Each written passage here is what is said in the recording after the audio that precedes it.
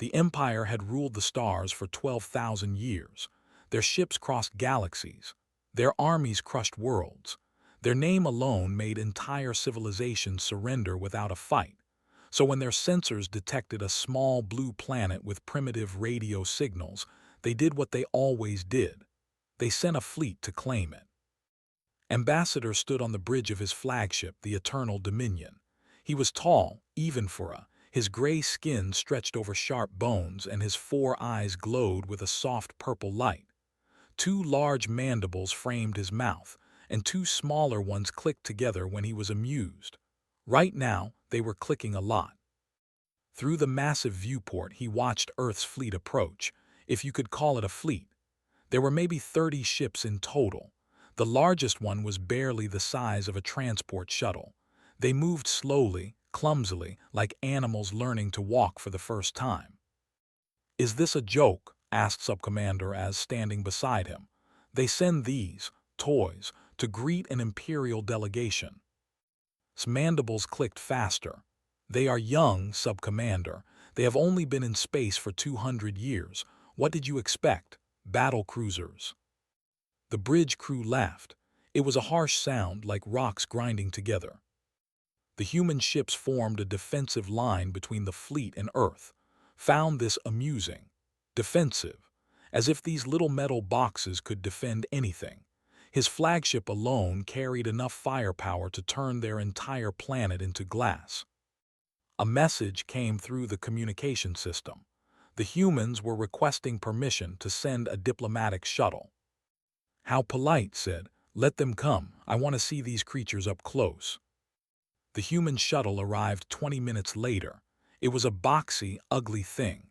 No elegant curves, no force field shimmer, just gray metal plates bolted together with visible seams. It looked like it might fall apart at any moment. The airlock opened, and 6 humans floated through. They wore simple black uniforms with colored badges on their chests. Their leader was a woman with short gray hair and dark eyes. Her face showed no expression at all. "I am Admiral Wei," she said, "representative of the United Earth government." Studied her. Humans were strange-looking creatures. Only 2 eyes. Soft skin in various brown shades. No mandibles, no claws, no natural weapons of any kind. How had they even survived on their own planet? "I am ambassador of the Empire," he replied. "You stand in the presence of the greatest civilization in the known galaxy. You should feel honored." Admiral's expression did not change. "We are aware of your empire's reputation." "Good, then this will be simple," gestured, and a holographic display appeared between them. It showed a document written in both script and human languages. "These are the terms of Earth's incorporation into the Empire." Admiral looked at the document. "Incorporation. You will become a tributary world. You will provide resources, labor, and soldiers for imperial campaigns. In exchange, you will receive our protection." "Protection from what?" Smiled. At least he made the expression that served as a smile for his species. "The galaxy is a dangerous place, Admiral. There are species out there that would not be as generous as we are. They consume entire populations for food. The mechanical collective turns organic beings into slaves. The void hunters." He paused for effect. "Well, you do not want to meet the void hunters.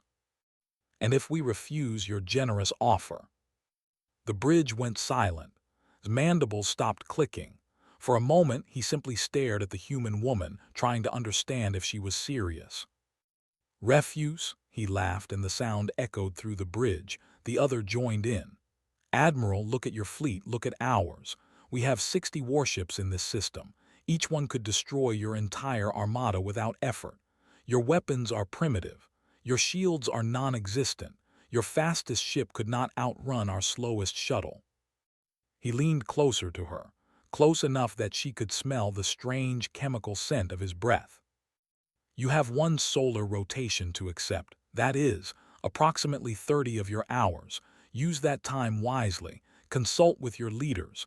Let them understand the reality of their situation." His voice dropped to a whisper. Resistance would not be heroic, Admiral. It would be embarrassing for both of us. Admiral looked at him for a long moment. Her dark eyes revealed nothing. No fear, no anger, nothing at all. "We will need to consult with our governments," she said finally, "as you suggested." "Of course," stepped back satisfied. "Take your time. Despair often requires contemplation." The humans returned to their shuttle. The officers watched them go, already composing jokes about the encounter.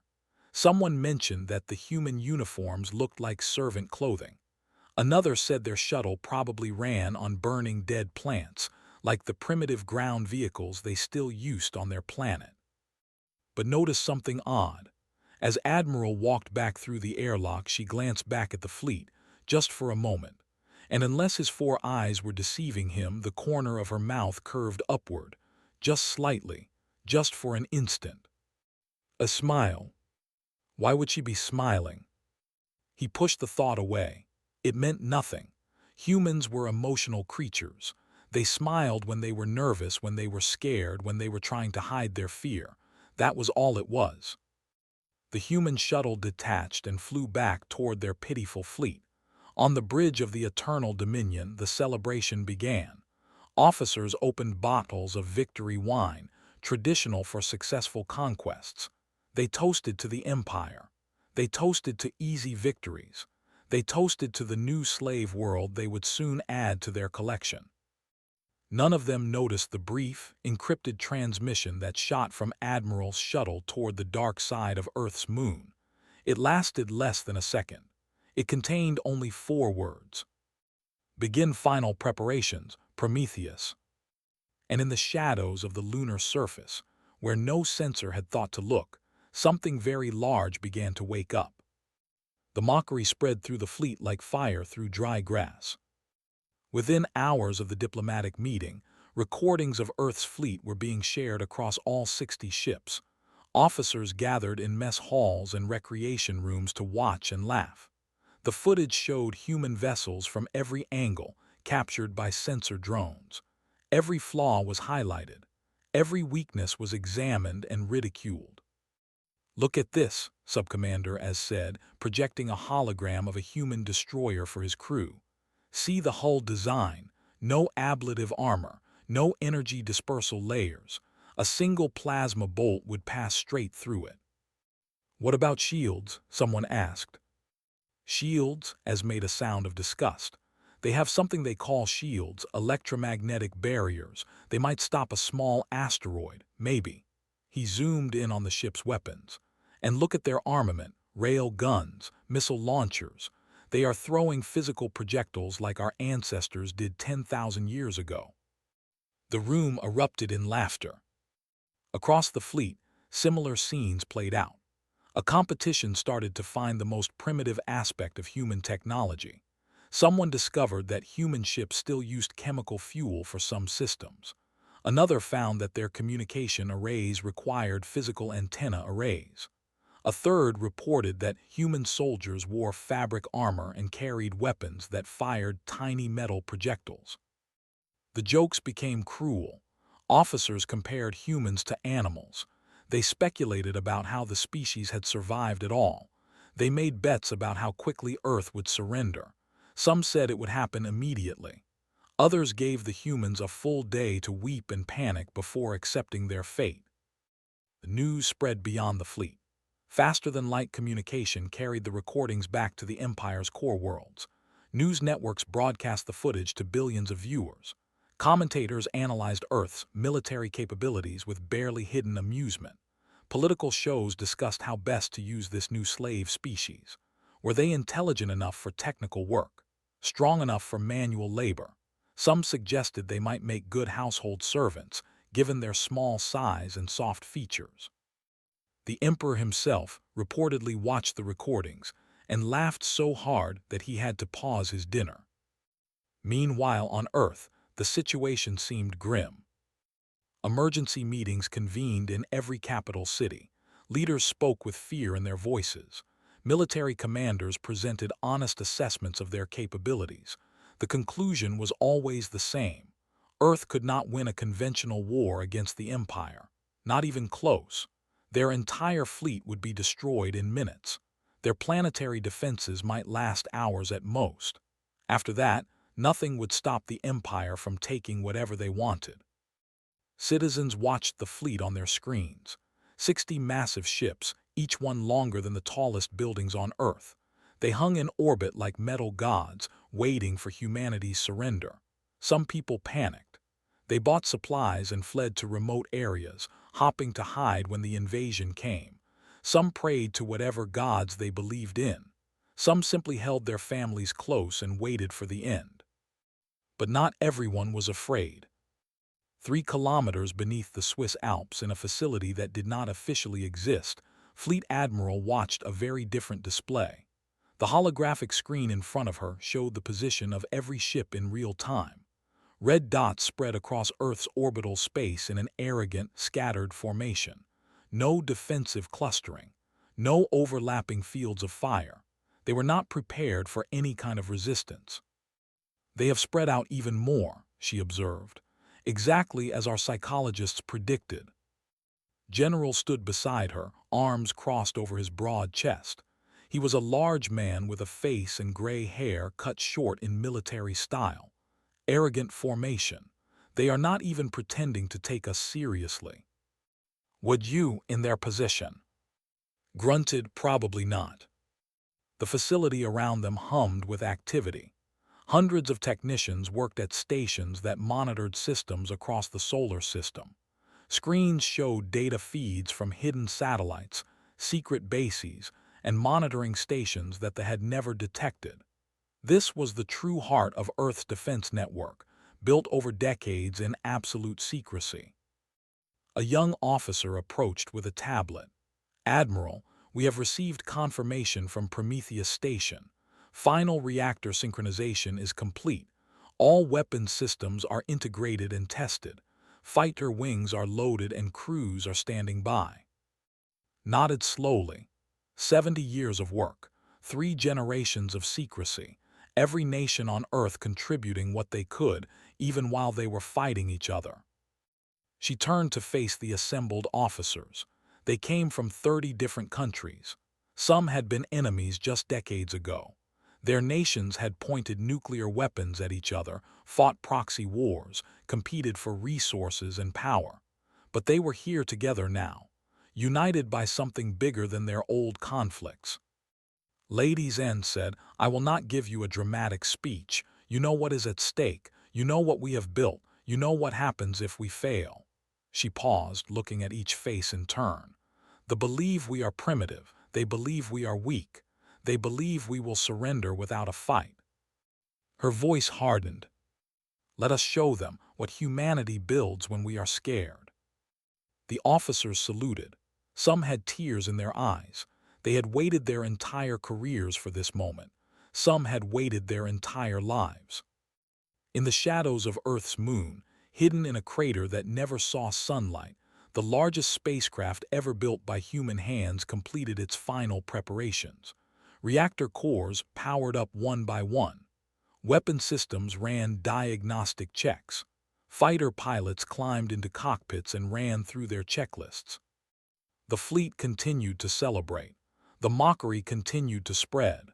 The galaxy continued to laugh at the primitive humans and their pathetic little ships. They had no idea what was coming.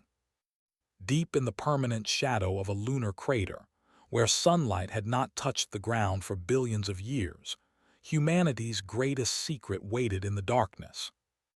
The UES Prometheus had taken 60 years to build. It began as a desperate idea, sketched on paper by frightened scientists who had detected the first alien signals from beyond the solar system. They knew, even then, that humanity was not alone. They knew that whatever was out there was more advanced than them, and they knew that being less advanced usually meant being conquered, enslaved, or destroyed. So they started building. Every nation with space capability contributed. Resources flowed through shell companies, black budgets, and secret agreements between governments that publicly hated each other. American steel met Chinese electronics. Russian engine designs merged with European computer systems. Japanese precision engineering combined with Indian software. Enemies worked together in secret while their politicians argued in public. The ship grew slowly, hidden from every satellite and sensor that might reveal its existence. Workers lived on the moon for years at a time, unable to contact their families, sacrificing everything for a project they might never see completed. Some died and were buried in the lunar soil, their graves marked only by numbers. But now it was done. Commander James stood on the bridge of the Prometheus and felt the deck vibrate beneath his feet. He was a tall man from Nigeria, with dark skin and calm eyes that had seen combat on 3 continents before he ever left Earth. He had commanded submarines, aircraft carriers, and space stations. Nothing had prepared him for this. The bridge was enormous. 200 officers sat at stations arranged in concentric circles around the central command platform. Holographic displays filled the air with data streams, sensor readings, and tactical projections. Everything was designed for human efficiency. Wide seats, easy-to-read screens, redundant systems for every critical function. Reactor 1 online, reported the engineering officer. Nodded, continue sequence. Reactor 2 online, Reactor 3 online. The ship had 12 fusion reactors, not the elegant singularity cores that they used, small and efficient and impossible to repair. Human reactors were massive, crude, and incredibly resilient. They could take damage that would destroy alien power systems and keep running. They could be fixed with spare parts and determination. They were ugly and wasteful and absolutely unstoppable. Reactors 4 through 12 cycling to full power, all cores nominal. The ship hummed louder, could feel the power building beneath him, like standing on the chest of a waking giant. Fighter bays reporting ready, another officer announced. All 740 craft standing by, pilots in cockpits, launch systems green. 740 fighters and bombers. Each one carried weapons that Earth's public fleet did not officially have. Plasma missiles reverse-engineered from crashed alien probes. Energy cannons built from stolen technology. Armor that could resist weapons that did not know humans could even detect. Main battery charged and ready. The main battery, humanity's masterwork. 4 reactors fed directly into a single weapon system, channeling enough power to light a small continent. The theoretical models suggested it could crack a moon. No one had ever fired it at full power. There had been no safe way to test it. Today, they would find out if the theories were correct. Point defense grid active, armor polarization at maximum, all secondary weapons systems online. Looked around the bridge at his crew. 12,000 people served on this ship. They came from every nation on Earth. They spoke different languages, followed different religions, had different colored skin and different shaped eyes, but they wore the same uniform. They served the same mission. They were ready to die for the same cause. Communications said, "Open a channel to Admiral." The Admiral's face appeared on the main display. She looked tired but alert. Behind her, the underground command center buzzed with activity. Commander, status report. Prometheus is fully operational, Admiral. All systems green. We are ready to move on your order. Nodded slowly. The deadline expires in 2 hours. Ambassador is already preparing to receive our surrender. His fleet has spread out even further. They are taking celebration positions, not combat positions. They do not expect a fight. No, they expect us to beg. A ghost of a smile crossed her face. Let us give them something else. She paused, and when she spoke again, her voice carried the weight of 60 years of preparation. Commander, you are authorized to reveal the Prometheus. Show them what we have built. Show them what humanity can do. And if they do not withdraw, her eyes hardened. Show them what happens when you threaten our world. Understood, Admiral, turned to his helm officer. Take us out, full emergence. I want every light on this ship burning bright enough to blind their sensors." The Prometheus began to move, slowly at first like a mountain learning to walk. Docking clamps released, moorings disconnected. The ship rose from the crater floor on columns of blue-white fusion fire. It emerged from the lunar shadow like a monster rising from the depths. 5 kilometers of armor and weapons. A hull dark as space itself, now blazing with running lights that stretch from bow to stern. Sensor arrays unfolded like wings. Weapon ports opened along its flanks, revealing row after row of gun barrels and missile tubes. Across the solar system, every sensor platform screamed warnings. On the bridge of the Eternal Dominion, Ambassador looked at his tactical display and felt his blood turn cold.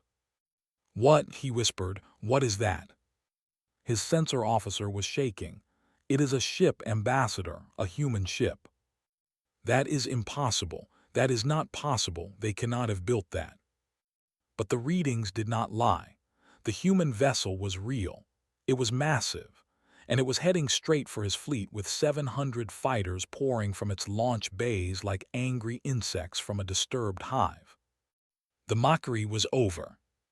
The reckoning had begun. Ambassador's hands trembled as he gripped the command rail.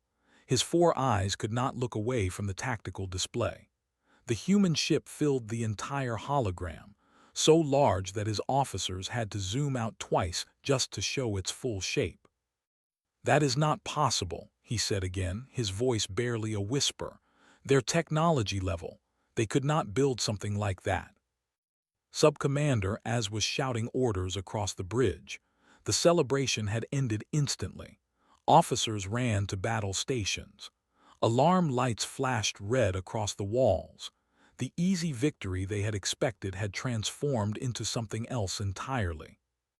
"Ambassador, they are launching fighters," the tactical officer reported. His voice cracked with fear. "Hundreds of them. They are forming attack wings and heading toward our forward squadrons." How many fighters?" 740, all armed with weapons we do not recognize."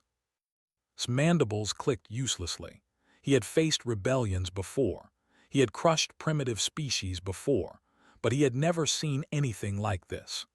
The human carrier was larger than his entire forward squadron combined. It moved with a confidence that should have been impossible for such a massive vessel. "All ships to combat formation," he ordered. "Full shields, weapons charged. We will destroy this thing and teach them the price of defiance." Across the fleet, cruisers began to move. Their formation had been scattered and arrogant. Now they struggled to regroup, to present a united front against the approaching monster. But they were not fast enough. The human fighters struck first. They came in waves, small and fast, weaving between the larger ships with movements that seemed almost impossible. Interceptors launched to meet them, but something was wrong. The human fighters were faster, more agile. They twisted and turned in ways that should have killed their pilots from the acceleration forces alone. "What are they doing?" Az shouted. "No organic creature can survive those maneuvers." But the humans were surviving, and they were fighting with a fury that made no sense. An interceptor pilot targeted a human fighter and fired a perfect plasma burst. The shot hit the human craft dead center. Its shields flashed and buckled, but the ship did not explode. Trailing smoke and fire, the human pilot turned and flew directly at the ship that had shot him. He fired his weapons at point-blank range, destroying the enemy craft. Then his damaged fighter slammed into a second interceptor before finally breaking apart. He had traded his life for 2 enemy kills, and he had done it without hesitation.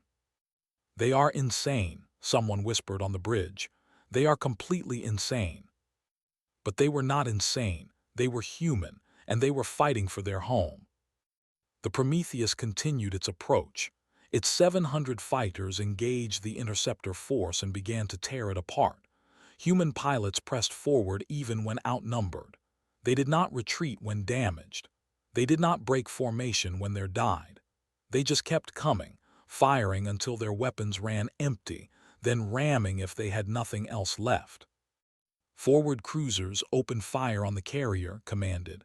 Full plasma batteries, tear that thing apart. 12 cruisers turned their main weapons toward the Prometheus. Each cruiser carried enough firepower to destroy a small moon. Together, they unleashed a barrage that lit up the darkness of space with brilliant purple fire. The plasma bolts crossed the distance in seconds. They slammed into the Prometheus with enough force to shatter a continent. The carrier's shields held. They flickered, they sparked. Warning lights flashed across the human bridge, but they held. Impossible as breathed. That should have. Nothing can survive that kind of firepower. Commander stood calmly on the Prometheus bridge. Around him, damage reports flowed in. Shield generators overloading. Hull stress approaching critical levels. But the ship was still intact, still moving, still fighting. Shield status: 62% and dropping, Commander, but we are through their first volley. Main battery status: charged and ready. Looked at the tactical display. 12 cruisers in his path. Beyond them, the rest of the fleet was scrambling to reform. He had one shot to change everything. Target the lead cruiser, the one with the gold markings. He paused. Fire. The Prometheus fired its main weapon. 4 reactors channeled their combined output through a focusing system that had never been tested at full power. A beam of pure energy, brighter than any star, lanced across the void. It was not plasma. It was not particles. It was raw, unfiltered fusion output, a piece of a sun compressed into a weapon. The lead cruiser was called the Dominance of Stars. It was 3,000 years old, a veteran of 100 conquests. Its shields were legendary. Its armor was the finest in the Empire. The shields held for 1.3 seconds. Then the beam passed through them like they did not exist. It touched the hull and kept going. It passed through the armor, through the decks, through the reactor core, and out the other side. The ship did not explode.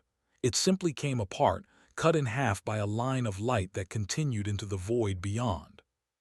Silence fell across every ship in both fleets. Admiral's face appeared on the communication channel. Her expression was calm, almost friendly. Ambassador, Earth declines your generous offer of protection. We protect ourselves. Could barely speak. His voice came out as a croak. You cannot threaten the Empire. One ship cannot stand against. Let me be clear, interrupted. This is not a threat. This is a demonstration. Your shields are designed to stop plasma weapons, particle beams, graviton pulses. She smiled slightly. Nobody uses directed fusion output because it is inefficient, wasteful, and impossible to control. Humans are very good at doing impossible things inefficiently. The Prometheus fired again. A second cruiser died. You have one chance to withdraw, continued. Take your remaining ships and leave our system. Report to your Emperor that Earth is not for conquest. Do this, and we will let you go. Refuse. She gestured at the wreckage drifting past her ship. And we will show you what else we have built. The battle lasted 4 hours, but it was decided in that moment when the second cruiser died and the fleet understood the truth. They were not the predators here. They were the prey. And the prey was fighting back. The battle ended when the sun rose over the Pacific Ocean. 47 ships drifted in Earth's orbit, broken and burning. Some had been cut in half by the main battery. Others had been swarmed by human fighters and torn apart piece by piece. A few had tried to flee and been caught by weapons they never saw coming. Only 13 ships escaped, running for the edge of the solar system at maximum speed, their crews too terrified to look back. The Prometheus hung in the void like a wounded giant. One of its fighter bays had been breached. Several weapon systems were offline. Hull breaches on 3 decks had been sealed with emergency barriers. 312 crew members were dead. Thousands more were injured. But the ship was still there, still intact, still defiant. Ambassador's escape pod was recovered by a human shuttle, and brought into the Prometheus's holding bay. He was led through corridors filled with busy crew members who barely glanced at him. They were too focused on repairs, on treating wounded, on doing the 1,000 tasks that kept a damaged ship alive. He was brought to a conference room near the bridge. Commander was already there, along with Admiral and a dozen human officers. They looked exhausted. Their uniforms were stained with sweat and smoke, but their eyes were bright, and they stood straight despite their tiredness. Had never felt so small in his entire life. "Sit," Admiral said, gesturing to a chair. He sat. His 4 eyes moved around the room, taking in every detail. The humans did not look like conquerors celebrating a victory. They looked like survivors grateful to be alive. Some of them had been crying. All of them had lost friends in the battle. "You will transmit a message to your Emperor," said. Her voice was firm but not cruel. "Earth is not a tributary world. Earth is not a protectorate. Earth is a sovereign power, and we will be treated as such." "The Empire will never accept," began. "The Empire will accept," interrupted, "because the alternative is more ships like this one, more weapons you have never seen, more humans who have spent their entire lives preparing for this moment." He leaned forward, and his dark eyes held a fire that recognized. It was the fire of someone who had been afraid for a very long time and had finally found the strength to stop running. "We were scared, Ambassador. For 60 years, we were terrified of what was out there. Every night, we looked at the stars and wondered if something was coming to destroy us. And do you know what humans do when we are scared?" He gestured toward the viewport. Beyond the glass, the wreckage of the fleet tumbled slowly through the darkness. "We build, we prepare. We work together even when we hate each other because we hate the alternative more. Every nation on Earth contributed to this ship. Every culture, every religion, every political system. We argued and fought and nearly killed each other a dozen times. But we built the Prometheus anyway because we knew that something like you was coming." His mandibles hung loose. He had no words. "You came here expecting slaves," said. "You found something else. Now go home and tell your Emperor what you found. Tell him that Earth is not weak. Tell him that humanity does not surrender. And tell him," she paused, and a thin smile crossed her lips, "tell him that we are already building more ships." The message was sent 3 hours later. Stood in a human communication center and spoke directly to a recorder that would transmit his words across the galaxy at faster-than-light speeds. He told the truth, all of it, the size of the human carrier, the power of their weapons, the terrifying determination of their pilots. The message would reach the Imperial capital in 6 days. He could only imagine the reaction. The surviving ships were allowed to collect their escape pods and leave. It was not mercy exactly. It was strategy. Let them go home. Let them tell their stories. Let the entire Empire learn what happened when you threatened Earth. On the planet below, people watched the wreckage of the alien fleet burn across the sky like falling stars. They had gone to sleep expecting to wake up as slaves. Instead, they woke up free, protected by a ship they had never known existed, built by sacrifices they were only now beginning to understand. The celebrations lasted for weeks, but not everyone celebrated. In government offices and military bases around the world, serious people began serious work. The Prometheus had won this battle, but it was only one ship. The Empire had thousands. This was not the end of anything. It was just the beginning. In the years that followed, the galaxy learned what they had discovered too late. Humanity did not conquer, did not empire build, did not seek to dominate other species. They simply made it very, very clear that attacking Earth was not worth the cost.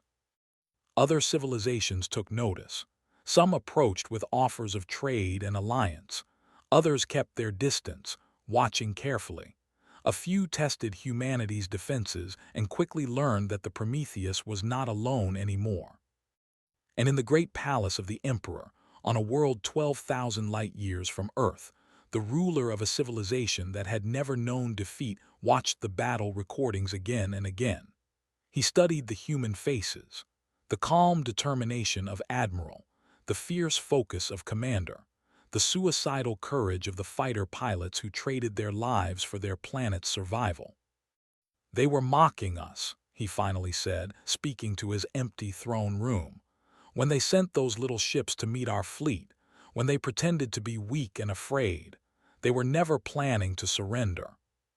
He thought about the decades of secret construction, the cooperation between nations that had been trying to destroy each other, the absolute secrecy maintained across an entire planet for 60 years.